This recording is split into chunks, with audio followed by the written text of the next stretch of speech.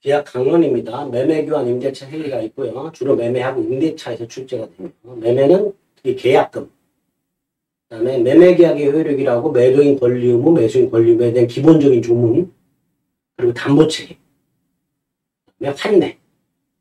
임대차는 존속기간, 그다음에 부동산 임차권의 대항력, 임대인의 수선 의무, 현상유지 수선 의무, 임차인의 권리, 특히 비용 상환 청구권, 부속물 매수 청구권, 지상물 매수 청구권, 그 다음에 임차권 양도 목적물 청대, 이런 것들을 위주로 출제가 되죠. 출제가 자주 되는 테마를 위주로, 두 번째 자주 나오는 것 위주로, 늘 그렇지만 정리하시면 돼요. 그러니까 기출문제를 통해서 어느 파트에서 어떤 지문이 자주 나오는가, 이렇게 한꺼번에 보다 보면 늘 그렇지만 자주 중복돼서 나오는 것들 있잖아요. 그런 걸 집중해서 암기를 해주시고. 매매계약의 형과서 일방계약이라는 게 나오죠. 일방계약은 장차 본계약을 체결할 것을 미리 약속하고, 그 다음에 그 예약 당사자 중 한 사람에게만 예약 완결권이라는 걸 주는 걸 일방예약이라고 해요. 일방예약이든 어쨌든 예약을 하게 되면 예약 당사자는 장차 본계약을 체결해야 될 채권 채무가 생기기 때문에 예약은 언제나 채권계약입니다. 이번 매매 일방계약은 이 상대방이 누구냐? 예약 완결권자. 그 사람의 매매를 완결할 의사를 표시. 이게 뭐예요? 예약 완결권 행사죠. 형성권이니까 상대방의 동의나 승낙을 받을 필요 없이 예약 완결권을 행사하면 그때 매매계약이 체결이 되고 매매 효력이 생깁니다. 조문 그대로 출제가 됩니다. 자, 그런데 이 예약 완결권자가 예약 완결권을 행사하지 않고 있어요. 예약 완결권 행사 기간을 정하지 않았다. 그러면 10년 내에 행사하면 되는데 이게 너무 길잖아요. 그러니까 예약 의무자를 말합니다. 상당한 기간을 정해서 예약 완결권을 행사할 것인가의 여부를 상대방, 즉 완결권자에게 최고할 수 있고, 그 기간에 확답을 받지 못하면 그다음 예약은 효력을 잃습니다. 여기까지 암기를 좀 해두실 필요가 있습니다. 3번 예약완권 행사기간은 제척기간이고요. 제척기간은 특징 2개 기억해야 되죠. 중단정지가 없다라는 거고요. 그 기간 교과 여부를 당사자 주장이 없어도 법원이 직권으로 조사해야 된다는 거예요. 제척기간 2가지 기억하시면 3번 틀렸죠. 4번 예약이 성립한 후에 예약완결권 행사하기 전에 목적물이 전부 멸실됐어요. 그러면 예약완결권을 행사해봐야 원시적 불능일 거 아니에요. 그래도 당연히 예약완결권을 행사할 수가 없다가 되겠지. 5번 예약완결권은 행사기간을 약정하지 않으면 예약이 성립한 때부터 몇 년? 10년. 10년 내 행사입니다. 그 기간은 제척기간입니다. 자, 10년이고 언제부터 10년? 예약이 성립한 때부터 10년. 그 다음에 예약완결권에서 기억하실 게 이거죠. 일방계약이 성립하려면 나중에 본계약이 일방적으로 체결되잖아요. 그러니까 예약 당시 미리 본계약의 내용이 정해져 있거나 기준이 마련되어 있어야 되죠. 그 다음에 예약완결권 행사에는 제척기간이라는데 제척기간은 중단정지가 없잖아요. 그러니까 설령 예약완결권을 가지고 있는 자가 부동산 매매 예약완결권을 가지고 있는 자가 미리 부동산을 인도받았다 하더라도 그 예약완결권은 제척기한 경과로 소멸하겠죠. 즉 부동산을 인도받았을 때 예약완결권 행사 기간이 중단되거나 정지되는 게 아니란 말이죠. 제척기간이기 때문에. 자, 이번 답은 그 소의 X부동산에 관해서 을과 일방예약을 체결하면서 예약완결권을 을이 가지고 20년 내 행사하기 약정할 수 있죠. 1. 예약 체결 시로부터 1년 뒤에 완결권 행사하게 되면 소급해서 효력이 생기는 게 아니라 그 완결한 의사를 표시한 때 그때 매매 효력이 생깁니다. 소급이 아니죠. 2번 형성권이죠. 행사기간은 10년으로 단축되는 거 아니에요. 행사 기간에 대한 제한이 없어요. 기간을 정하지 않았을 때 예약이 성립한 때부터 10년이지 예약 완결권 행사 기간을 정할 때 10년 내로 해라. 10년 넘으면 단축한다. 이런 거 없어요. 그러니까 20년으로 약정할 수 있습니다. 재산권이기 때문에 재산권이란 말이 나면 어때요? 네 가지 양도, 상속, 대리를 통한 행사, 대위 행사할 수 있다. 그게 재산권의 특징이라고 생각하시면 돼요. 양도, 상속, 대리 행사, 대위 행사할 수 있다. 대위 행사할 수 있다는 말은 대신해서 채권자 대위권의 목적이 된다. 이렇게 되는 거죠. 4번 예약안건 행사 기간에 대해서 그 기간 내 행사했는지, 즉 예약안건권 행사 기간이 도과했는지 제척 기간이니까 당사 주장이 없어도 법원이 직권으로 고려한다. 5. 형성권이니까 예약안건권을 행사하게 되면 간의 승낙이 없이 그때 매매계약의 효력이 생긴다. 자, 그리고 이제 아주 중요한 게 계약금이에요. 계약금은 세 가지 기능이 있죠. 해약금, 증약금, 특약을 하면 위약금. 그래서 일단 계약금은 증약금이 가장 기본 최소한의 성질이면서 민법이 해약금으로 규정해놨기 때문에 해약금으로 추정을 하죠. 매매에 관한 규정은 다른 유상계약에도 준용하죠. 당연히 계약금 규정도 유상계약에 적용이 될 겁니다. 계약금에 의한 해제라고 되어 있죠. 해약금 또는 계약금에 의한 해제. 어떤 거죠? 당사자 일방이 이행에 착수할 때까지 포기 또는 배액을 상환하고 해제하는 거죠. 이건 채무 불이행을 위반한 해제 아니죠.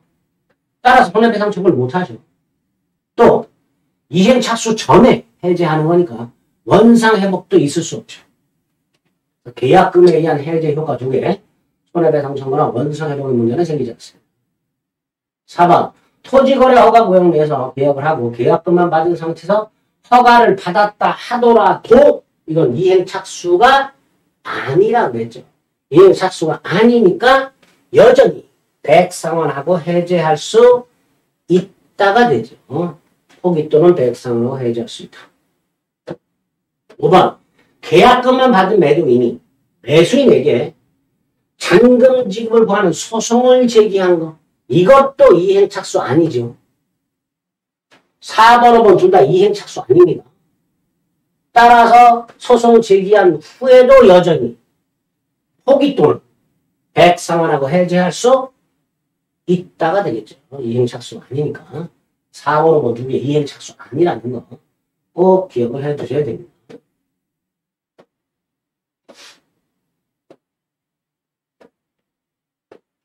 4번 포기 해제했죠.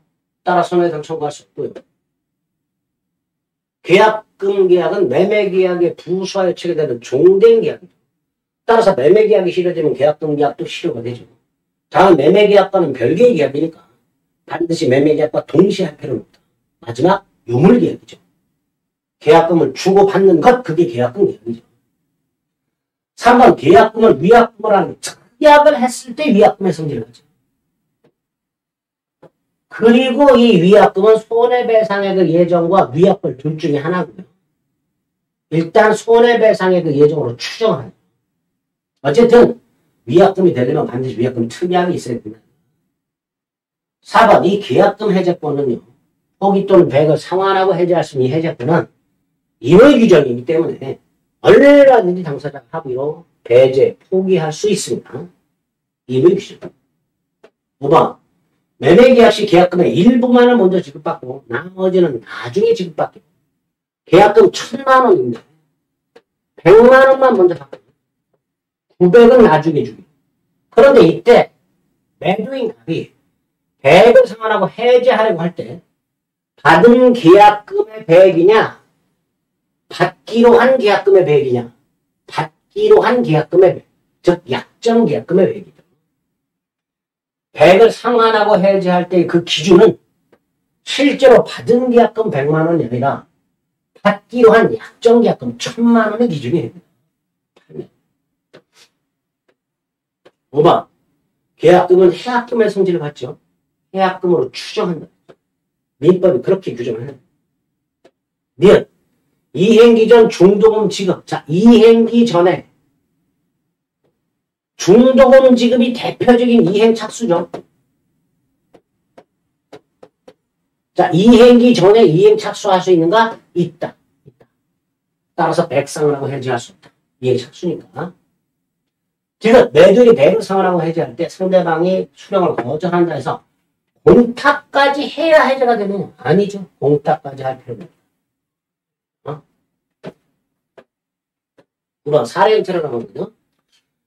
갑이 건물을 팔면서 5월 10일 계약금을 2달 뒤 중도금 잔금을 받기로 했는데 계약금 계약은 요물계약이라고 했습니다. 따라서 5월 1일 날 매매 계약을 하면서 10일 날 계약금 주기로 하는 약정, 이건 계약금 계약이 아닙니다. 자, 10일이 됐을 때 갑이에게 계약금 내놔. 그럼 우리 계약금을 줘. 요게 계약금 계약입니다. 낙성 계약이 아니라 요물 계약. 이건 해약금으로 추정을 하고요. 4번 계약금을 지급하지 않으면 계약금 약정을 해지할 수 있다. 이게 문제예요. 계약금을 지급하지 않았다면 계약금 계약 자체가 아직 성립하지 않은 거예요. 그런데 이런 판례가 있어요. 당사자가 계약금의 일부만을 먼저 지급하고 잔액은 나중에 또는 아예 나중에 지급하러 약정한 경우 대원칙이 뭐예요? 대원칙이 계약금 계약은 성립하지 않았다. 이게 원칙이에요. 따라서 설령 계약금을 지급하지 않는다 하더라도 매매 계약을 해지할 수는 없다. 그런데 요 가운데 있는 게 문제예요. 가운데 있는 판례 문구가 문제요. 여기부터 여기까지. 판례가 이렇게 쓸데없이 이걸 넣어놨어요. 뭐라고 해놨냐면 계약금을 교부하기로 한 자가 계약금의 나머지나 전부를 지급하지 않으면 상대방은 계약금 지급 의무를 이행하라고 청구하거나 또는 계약금을 지급하지 않는다는 것을 계약금 약정을 해지할 수 있고 나아가 이런 계약금 약정이 없었더라면 매매계약을 하지 않았을 것이라는 사정이 있으면 주계약도 해지할 수 있다. 이렇게 아무 쓸데없이 말도 안 되는 걸 판례 문구로 넣어요. 분명히 못을 박아놨죠. 이게 원칙이라고. 계약금 계약은 성립하지 않았다. 계약금 계약은 성립하지 않았기 때문에 계약금 지급 의무도 없고 따라서 계약금을 지급하지 않았다 하더라도 채무불이행이 아니고 채무불이행이 아니니까 성립하지도 않은 계약금 계약은 물론이고 매매계약 자체도 해지할 수가 없다. 이게 대원칙인데 쓸데없이 요거를 문구를 이렇게 박아놔. 요거를 출제한 거예요. 또다시 출제되기 좀 어렵습니다. 만약에 이렇게 나오면요. 원래 3번도 틀린 건데 다만 명백하게 틀린 게 있잖아요. 이거 모르시면 돼요. 아시겠죠? 만약에요. 1번이요. 요물계약으로 되어 있다. 이게 답입니다. 3번이 틀린 겁니다. 6번이 1번에 요물계약으로 되어 있으면 답은 3번이 틀린 걸로 고르시면 돼요. 3번 아주 박쥐 같은 질문이죠. 4번 6월 10일 중도금 지급해서는 이행 착수했지요. 따라서 계약금 백성으로 해지할 수 없고요. 5번 이 중도금 잔금까지 지급했지만 갑이 등기를 안 해줍니다. 이행 지체지요. 그럼 어때요? 그런 계약을 이행을 최고하고 그래도 이행을 하지 않으면 계약을 해지할 수 있겠죠. 7번 갑은 자신의 땅을 그에게 매도하면서 계약금을 수령한 후 중도금 잔금은 한 달 뒤 주기로 했을 때 계약금 1번 위약금 특약할 수 있죠. 2번 매매계약이 종된 계약이죠. 3번 중도금을 지급했으니 이행 착수했죠. 이행 착수 후에는 계약금 포기 또는 배상하라고 해지할 수는 없죠. 4번 해약금에 의한 해제권 행사로 발생한 손해 배상 청구를 못하죠. 계약금에 의한 해제 포기 또는 배상한 해제는 두 가지 안 된다. 원상해결이 없고 손해배상 청구 못하고 두 가지 기억하셔야 되죠. 4번 틀렸죠. 5번 해약금에 의한 해제권을 배제하는 약정할 수 있지요. 따라서 이런 약정을 했으니 더 이상 포기 또는 백상환하고 해제권 행사할 수는 없다. 이렇게 되겠죠. 8번 대금 3억 원, 계약금 3천만 원. 1. 계약금을 지급하지 않으면 계약금 계약은 성립하지 않는다. 이게 내용이요. 유물계약. 이 계약금을 지급하였다 하더라도 정당한 사실 잔금 지급을 집시합니다. 이거 뭐예요? 이행지체죠. 이행지체라면 채무 불이행을 이유로 계약을 해지하고 뭐 할 수 있다? 손해배상 청구할 수 있죠. 계약금 해지 말고 채무 불이행을 이유로 해지하고 손해배상 청구할 수 있죠. 3번 매매계약이 무효 취소로 실효되었으니 계약금 계약도 효력이 소멸하겠지요. 종된 계약이니까. 4번 계약금의 최소한대 성질 증약. 5번 중도금 지급했죠. 이행 착수했죠. 백상환하고 해지할 수 없죠. 9번 1번 해약금으로 추정하죠. 2번 위약금 특약을 했죠. 손해배상액의 예정으로 추정하죠. 위약금은 손해배상액의 예정과 위약금 둘 중에 하나고요. 그중에 손해배상액의 예정으로 추정합니다. 3번 중도금 지급기일 전, 즉 이행기 전 이행 착수했죠.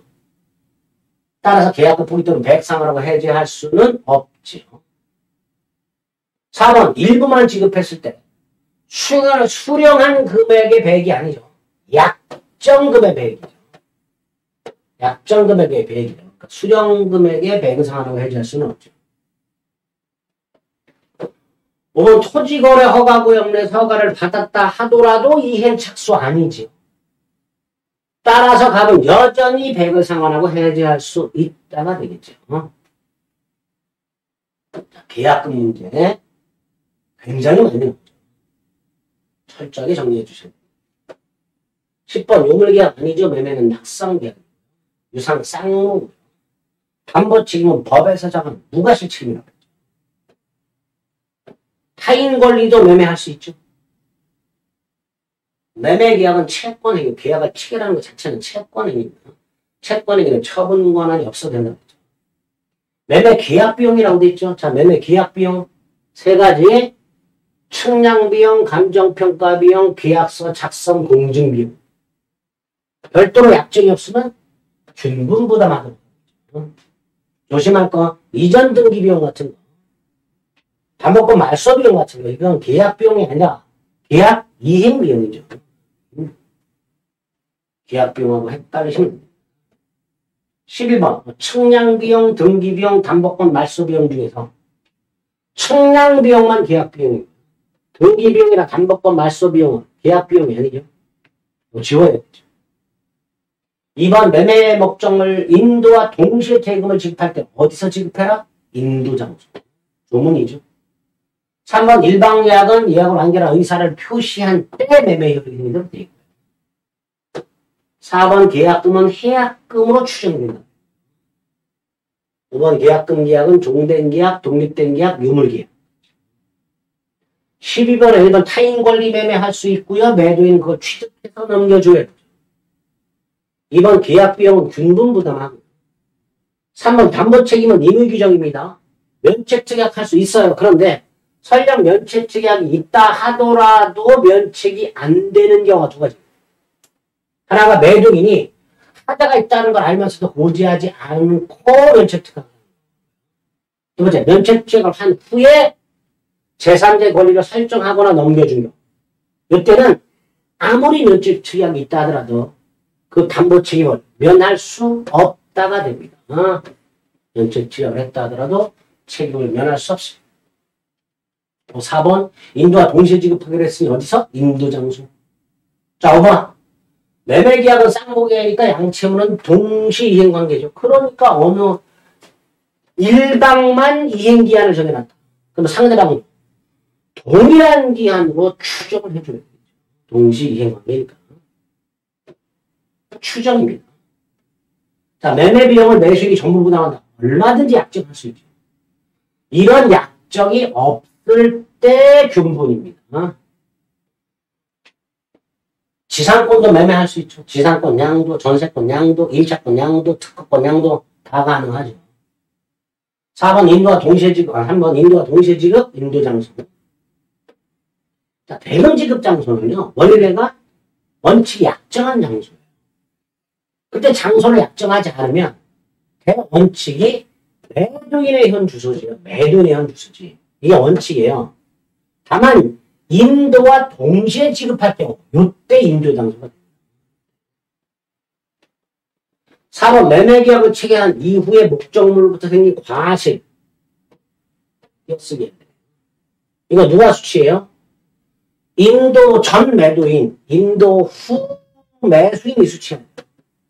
다만 인도 전이라도 대금을 전부 지급했을 때 매수인이 수치예요.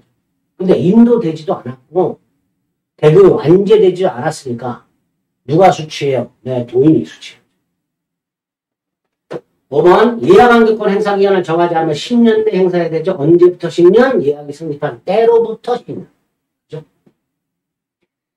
14번 다른 X토지에서 누가 계약을 했다. 1. 인도되지도 않고 대금이 완제되지도 않았으니까 과실은 갑이 수치하고요. 그죠? 그 다음에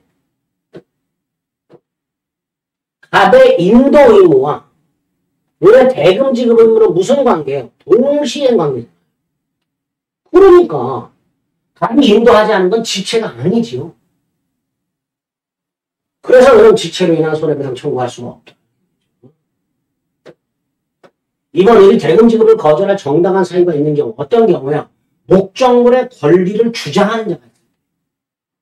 그죠? 그럴 때는 이자를 지급할 의무가 없다. 이렇게 되죠. 매매계약이 있은 후에 인도하지 아니한 목적물부터 생긴 과실은 매도인에 속합니다. 반면에 매수인은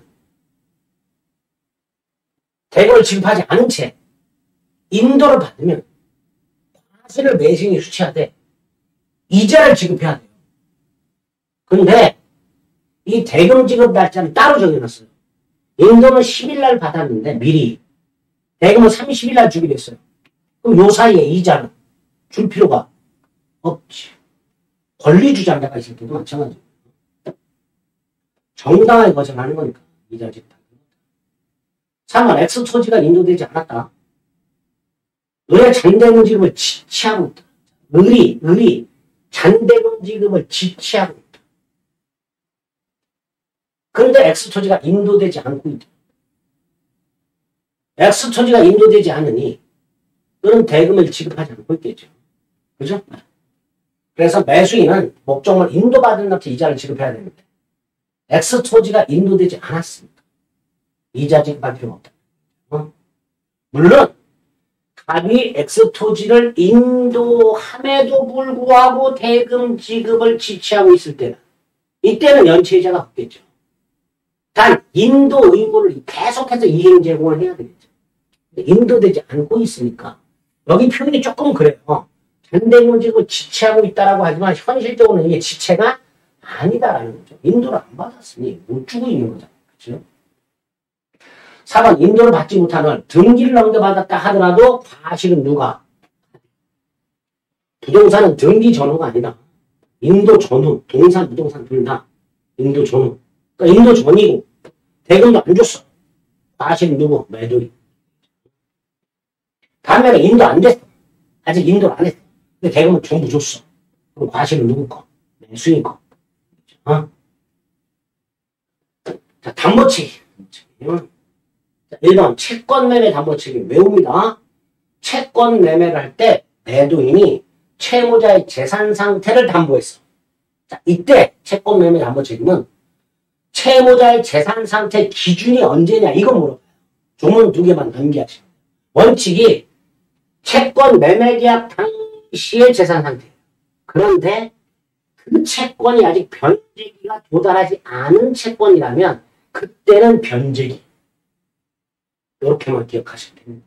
근데 1번은 뭐라고 돼 있어요? 변제기에 도달한. 그러니까 원칙이죠. 요거죠. 579조 1항의 변제기에 도달하지 아니한 채권이라고 했으니까 1항은 뭐예요? 변제기에 도달한 채권이죠. 그 채권을 팔면서 채무자 재산 상태를 담보했어. 이때 재산 상태는 언제를 기준한다? 계약 당시. 그죠?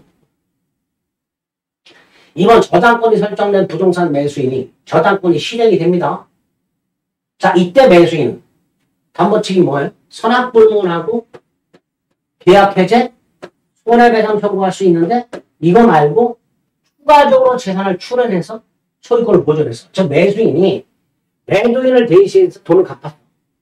그럼 매도인한테 돈 돌려달라고 해야죠. 출제 상환 청구가. 이게 이해합니다. 75조. 3번. 대항력 있는 임대차가 있어요. 내가 땅을 샀는데 지상권자가 있어. 전세권자가 있어. 대항력 있는 임차권이 있어. 또 요역지를 샀는데 필요한 지역권이 없어. 그럼 나는 땅을 제대로 사용 수익할 수가 없죠. 이런 걸 싸잡아서 목적물에 용적 권리한 제한이 있다라고 말을 해요. 이런 경우에 매수인은 선인 경우에 한해서 계약 해제 손해배상을 청구할 수 있죠. 용, 선, 해, 손 이렇게. 단 요 해제는 계약 목적을 달성할 수 없는 경우에 하나요. 해제할 수 있습니다. 계약 목적을 달성할 수 있다면 해제는 못하고 손해배상만 청구하게 됩니다. 4번. 일부 타인 권리죠. 일부 타인 권리는 담보책이 뭐예요? 매수는 선악불문하고 대금가액을 청구할 수 있고 선이라면 해제와 손해배상을 청구할 수 있는데 1년 내에 행사해야 되고 대금가액을 청구할 수 있는 악의 매수인은 계약을 한 날부터 1년이죠. 선의 매수인은 사실 안 날로부터 1년. 일단 이거 틀렸죠. 사실 안 날로부터 틀려. 해제권 이것도 안 되죠. 악의 매수인은 계약을 한 날부터 1년 내에 대금가액을 청구하죠. 해제 못하죠. 4번이 틀렸고. 일타, 대감, 손해수. 5번, 일부 멸실. 자, 멸실. 수량 부족, 일부 멸실. 수량 부족, 일부 멸실. 선의만. 대금가액을 청구. 계약 해제. 손해배상 청구. 이렇게 되죠. 그래서, 부실, 선의만, 대감, 해손. 언제부터? 사실 한 날부터 몇 년? 1년. 일부 타인권리 담보책임이 됩니다. 16번 타인권리 매매 나오면 전부 타인권리죠. 전부 타인권리. 선의 매수인 해제 손해배상 청구. 악의 매수인 해제 전부 타인권리. 정타 선에서 낙해. 자, 이 경우 매도인도 선이라면 해제할 수 있죠. 자, 악의 매수인 해제할 수 있다, 없다? 있다. 해. 악의 매수인도 해제할 수 있다. 2번 저당권이 설정된 부동산 매수인이 저당권 행사로 소유권 행사 취득할 수 없게 됐습니다. 자, 저당권 실행된 경우에 매수인은 선악을 묻지 않고 계약 해제 손해배상 청구, 출첵 상환 청구할 수 있죠. 그래서 악의 매수인이 계약 해제뿐만 아니라 손해배상 청구까지 할 수 있는 담보책임이 저당권 실행. 3번은 전부 타인권이죠. 전타, 선해손, 악해, 도손해. 자, 선의 매수인은 손해배상 청구할 수 있죠. 자, 이때 손해배상은 무슨 이익배상이에요? 당연히 이행이익배상이죠. 왜? 실내이익은요, 계약이 무효일 때예요. 근데 이행이익은 계약이 미무효인데 이행이 제대로 안 된 경우죠. 실내이익이 아니라 이행이익을 배상해야 되겠죠. 7번 전세권 설정되어 있습니다. 용익적 권리가 존재해요. 계약 목적 달성할 수 없을 때 하나요. 선의 매수인만 해제할 수 있죠. 4번 틀렸고요. 5번 일부 타인 권리입니다. 일타, 대감, 선해손, 선의 매수인은 대감액 청구할 수 있고 계약 해제할 수 있고 손해배상 청구할 수 있는데 이 권리는 언제부터 1년입니까? 계약한 날로부터가 아니라 사실을 안 날로부터 1년이죠. 선의 매수인. 17번 권리하자. 자, 비약 전부타인 권리. 자, 외웠어요, 이제. 전타, 선해손, 악해, 도선해. 그럼 매수인은 선악불문하고 해제할 수 있죠. 문제상 악의 매수인에게 인정되는 거라고 돼 있어요. 전부타인 권리, 악해, 해제권 인정되죠.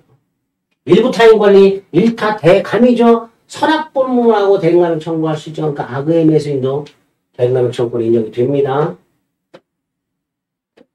반면에 저당권 실행이죠. 저당권 실행이 됐으니까 매수인은 선악불문하고 대금가액, 계약 해제, 손해배상, 출첵 상환 청구. 그러니까 악의 매수인 해제 가능하죠.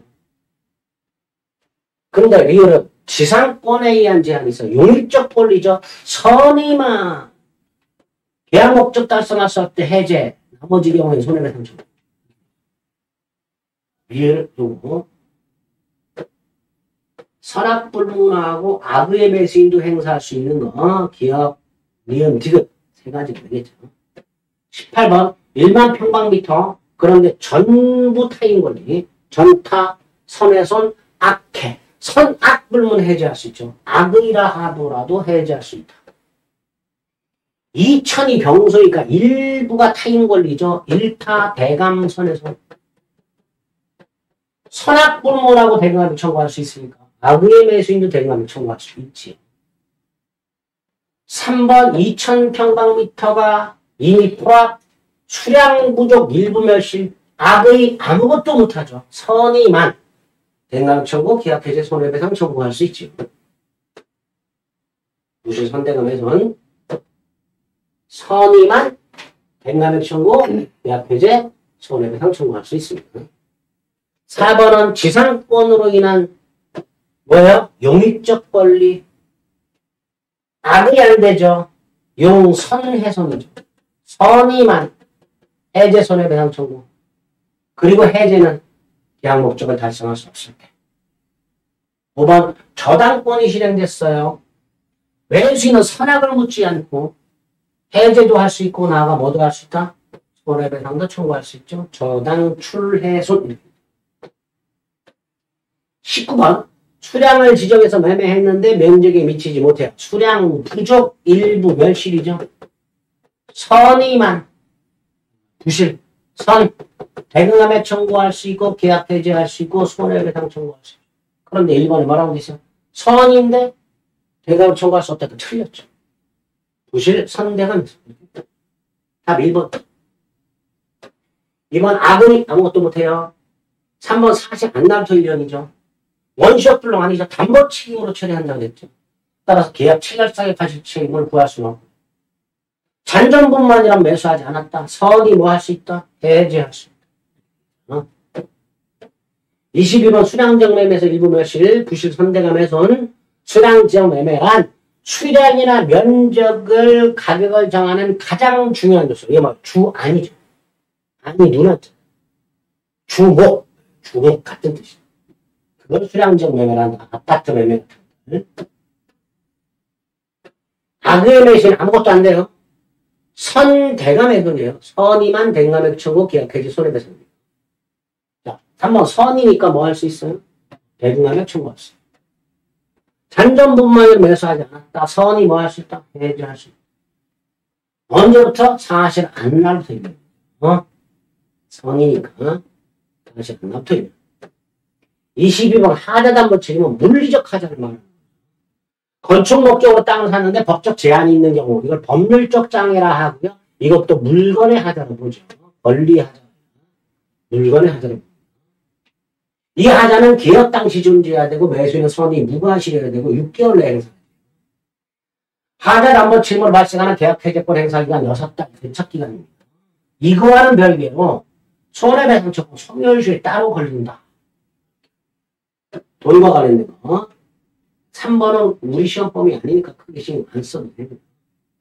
틀린 거 오라고 했습니다. 4번 하자가 있다는 사실을 알면서 고지하지 않고 면제 투격을 했다. 면제된다 안 된다? 안 된다. 책임을 면할 수 없다. 5번 무과실 책임이죠. 그런데 하자 발생 및 그 확대에 매수인의 뭐가 들어가 있어요. 그러면 매수인 잘못으로 발생한 하자, 그 확대된 손해, 이거까지 매주인이 책임지면 안 되잖아요. 그걸 참작해야죠, 당연히. 전체 손해가 1000만 원인데, 매수인 잘못으로 발생한 게 300이야. 그럼 1000만 원에서 300을 빼 700만 배상하면 되겠죠.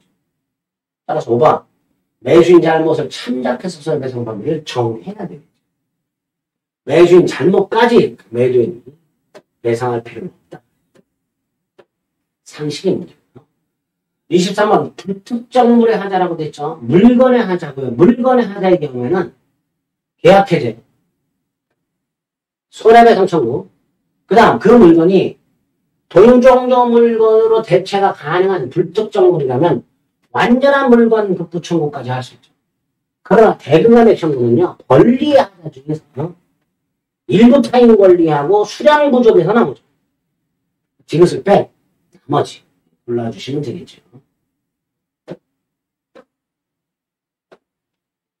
24번 을병이로 가등기가 된 갑소유 건물에 대해서 병이 경매를 신청했고 그 경매 절차에서 정이 경락을 받았어요. 그죠? 정은 건물을 경매를 받았어요. 그런데 건물 자체 하자가 있죠. 물리적 하자죠. 경매의 경우에는요. 권리 하자만 담보책임이 인정이 돼요. 물리적 하자의 경우에는 담보책임이 인정되지 않습니다. 자, 경매나 매매가 무효라면요. 담보책임 자체가 발생하지 않습니다. 담보책임은 매매나 경매가 유효할 때 발생합니다. 따라서 매매나 경매가 무효라면 담보책임은 인정될 여지가 없다는 게 틀립니다. 3번. 그러니까 무효가 됐을 때는 어떻게 해요? 당이득 반환으로 처리하죠.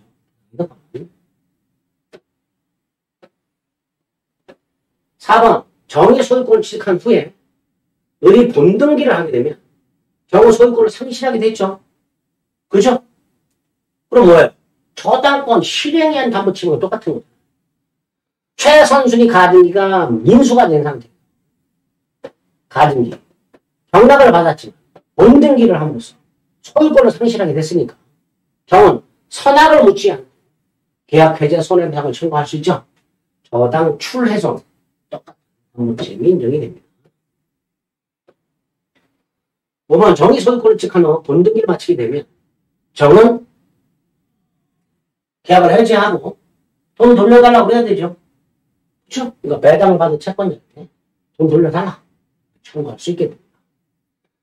물론 이 돈은 원칙적으로 각 매도인에게 반환을 청구하지만 매도인 갑이 개털이라면 배당받은 채권자에게 청구할 수도 있죠. 네, 이런 식으로 담보책임 문제가. 담보책임은 설명을 드려도 좀 어렵죠. 그죠? 담보책임은 그냥 틀려도 좋다라고 생각하시고 제가 풀어드리면서 이렇게 암기한 거 가지고 수업 시간에 암기했던 거 가지고 그걸 적용해서 풀었잖아요. 거의 대부분의 지문들을 그렇게만 훈련을 해주시면 되겠습니다. 환매는 시간을 좀 달리해서 살펴보겠습니다. 수고하셨습니다.